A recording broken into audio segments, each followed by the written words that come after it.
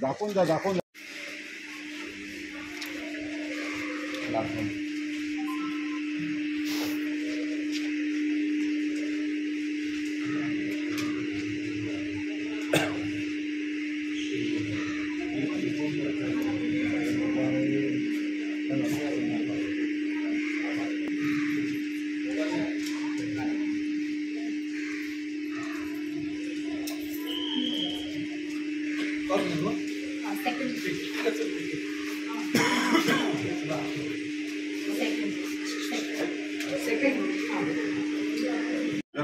एक मिनट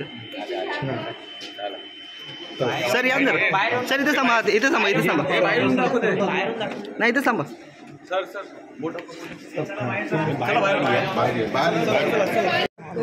गाणे मागे आणि त्या हक्काचा उपयोग आज या मतदानाच्या दिवशी करून हा मतदान दिन यशस्वी करावा असं मी सगळ्यांना आवाहन करत आहे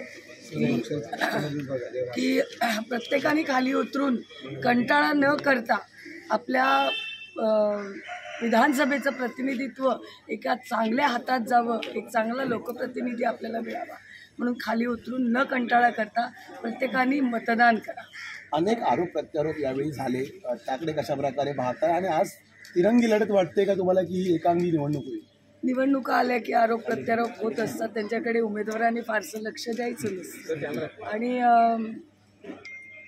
लढत तर लढत आहे, ती काय तिरंगी चौरंगी आपण काय मी त्याचा विचार केला नाही। मी लढतीला उभी आहे एवढाच विचार केला। यशवंत कोण होणार? यशवंत यामिनी होणार। सर अनेक निवडणुका तुम्ही पाहिलेल्या आहेत, 4 वेळा स्टँडिंग कमिटी चेअरमन सुद्धा जिंकलेली होती, यावेळी काय चित्र दिलं? यावेळेस सुद्धा निश्चितपणे विजय हा यामिनीचाच होईल, आम्हाला पूर्णपणे विश्वास आहे। चर्चा मतदारसंघात 2 शिवसेना लढत आहेत एकमेकांमध्ये, तुमची कोणती शिवसेना विजय होईल वाटते?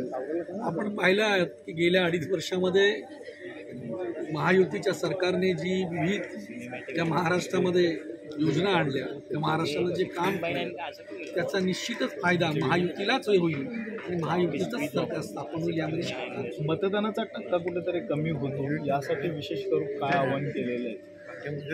मुळात म्हणजे मतदानाचा टक्का कमी होतो म्हणून सरकारनं अनेक जे सेलिब्रिटी आहेत त्यांच्याही माध्यमातून मतदारांना आवाहन केलेलं आहे, जनतेला आवाहन केलेलं आहे की मतदान करणं कसं का योग्य आहे, मतदान करणं आपल्याला का बंधनकारक आहे। हे फक्त विविध माध्यमांच्या माध्यमातून तर केलेलंच आहे, परंतु पॅम्पलेट्स म्हणा, फ्लेक्स म्हणा, अशा माध्यमातून सुद्धा किंवा विविध मान्यवरांच्या मुलाखती घेऊन त्यांनी सुद्धा आवाहन केलेलं आहे आणि त्यामुळे निश्चितच याचा फायदा किमान मतदारांना होईल की सेलिब्रिटींनी आवाहन केल्यामुळं आपण मतदान करणं किती योग्य आहे ते त्यांना समजलेलं आहे आणि निश्चितपणे मतदान गेल्या निवडणुकीला जेवढं झालं त्यापेक्षा निश्चितपणे जास्त होईल असं मला पूर्णपणे वाटतं। लोकसभेला फटका बसलेला होता, त्यावेळी फेक नरेटिव्हचा आरोप महायुतीने केलेला होता महाविकास आघाडीवर, यंदा पण तो नरेटिव्ह दिसतोय का?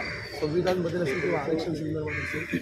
नाही, नरेटिव्ह पसरवणं हे विरोधकांचं काम असतं। विरोधकांनी फक्त ह्या नरेटिव्ह पसरताना गेल्या वेळेला त्यांना ते यश आलं, परंतु यावेळेला जनता ही अत्यंत ज्ञान आहे, त्यांनाही कळतंय आणि निश्चितपणे आजच्या या विधानसभेच्या निवडणुकीमध्ये प्रत्येकाला कळून चुकलेलं आहे की हा नरेटिव्ह कशा पद्धतीने पसरवला गेला, कारण त्या नरेटिव्ह पसरवला गेल्यानंतर गेल्या 4 महिन्याच्या कालावधीमध्ये सरकारनं ज्या काही योजना आणल्या आणि सरकारनं हा नरेटिव्ह ज्या पद्धतीने पसरला गेला त्याच्या अनुषंगानं कसं हे चुकीचं होतं हे लोकांना दाखवण्याचा प्रयत्न केला आणि विविध योजना आणल्या, त्यामुळे निश्चितपणे यावेळेला या नरेटिव्हचा उपयोग होईल किंवा हा नरेटिव्ह चालेल असं मला अजिबात वाटतं।